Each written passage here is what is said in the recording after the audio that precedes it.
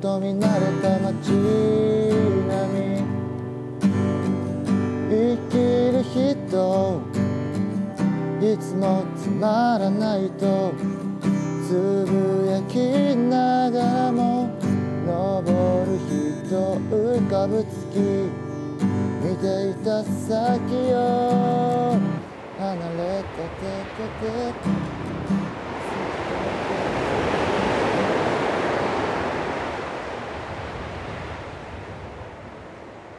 Nous sommes sur le site de Koike Naganuma, où des logements provisoires ont été construits pour les familles qui vivaient dans la ville de Fukushima et aux alentours au moment du tsunami.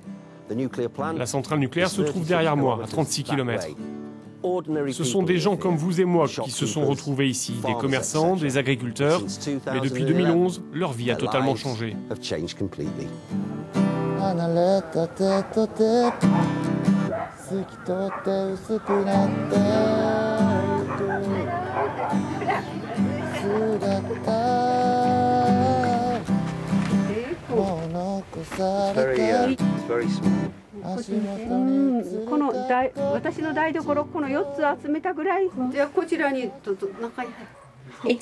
On a dû quitter notre maison et l'hôpital où je travaillais a fermé.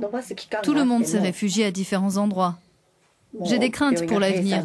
Je continue de payer le prêt de la maison dans laquelle je ne peux pas vivre. On peut prolonger la période de remboursement, mais on ne peut pas vivre dans cette maison.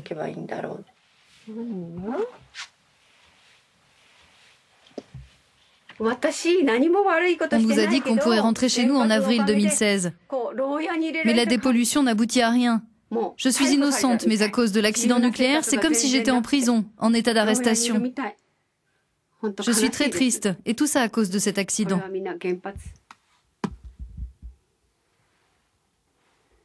On doit encore évaluer l'ampleur des conséquences sanitaires de la catastrophe de Fukushima.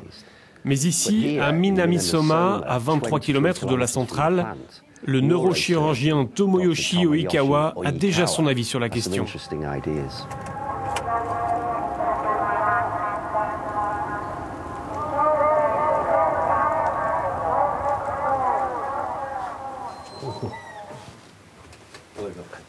Oh, nice to meet you. Le plus gros problème, c'est que la plupart de ceux qui sont rentrés chez eux après l'évacuation sont des personnes âgées. Et si ça continue, la ville va mourir. Dans le monde entier, on pense que la contamination ici est très élevée, mais c'était le cas uniquement juste après l'explosion. D'après nos recherches, la zone est sûre. Dans mon cas, après 6 mois, mon niveau de contamination s'est réduit de moitié, et aujourd'hui, il est infime. Comme il y a des contrôles sur ce qu'on mange, il n'y a pas de contamination chronique. Les dégâts psychologiques sont particulièrement importants chez ceux qui vivent dans des logements provisoires. Le nombre d'accidents vasculaires cérébraux a augmenté. Ce n'est pas dû aux radiations, mais au stress. Nuclear power plant.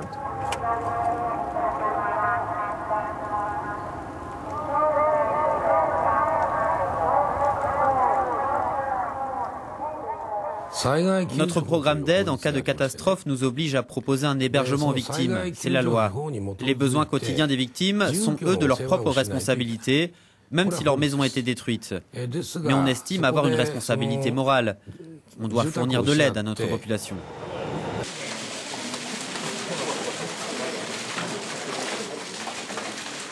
Les radiations ont beau être invisibles, il existe des tests simples pour mesurer leur présence, comme un compteur Geiger de poche.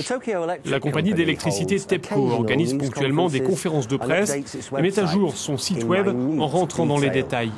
Mais que se passe-t-il vraiment dans la centrale? Un salarié de l'entreprise a accepté de nous parler sous couvert d'anonymat.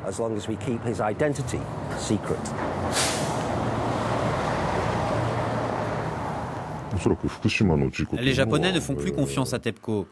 Ces responsables cachent l'ampleur de la contamination des eaux souterraines.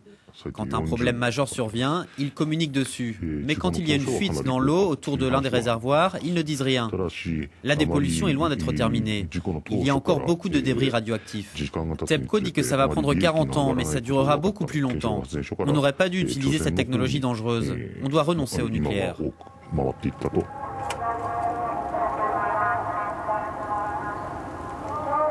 300 000 habitants ont évacué la zone de Fukushima juste après la catastrophe. Les autorités japonaises estiment qu'aujourd'hui, environ 138 000 d'entre eux sont encore hébergés dans des logements provisoires. Le gouvernement a annoncé une évacuation sur un rayon de 3 km le soir du 11 mars. Mais nous, on avait déjà tout vu à la télévision. Le 12 au petit matin, on a reçu un appel de TEPCO pour nous dire que la situation évoluait dangereusement à la centrale. On s'est dit que tôt ou tard, il allait y avoir une explosion d'hydrogène sur place. Aujourd'hui, on sait qu'elle avait déjà eu lieu quand ils nous ont téléphoné le 12. On savait qu'on devait évacuer, donc on a contacté les autorités du secteur pour préparer notre évacuation.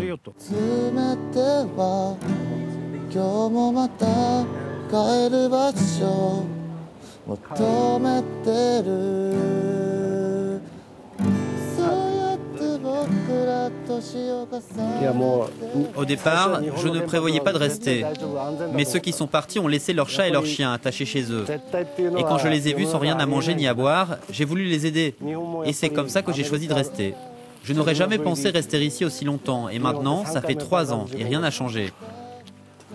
Avant, je me disais que le nucléaire japonais était 100% sûr, mais au final, l'Amérique, Tchernobyl et le Japon ont tous été victimes d'accidents nucléaires.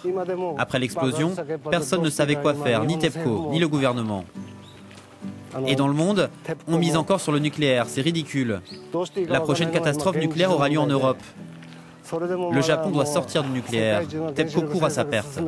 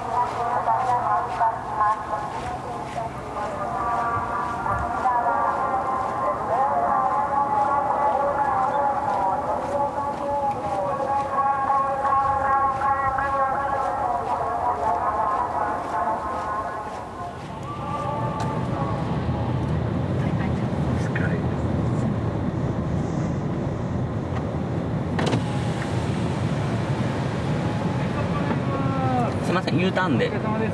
U ターン。はい。U ターン。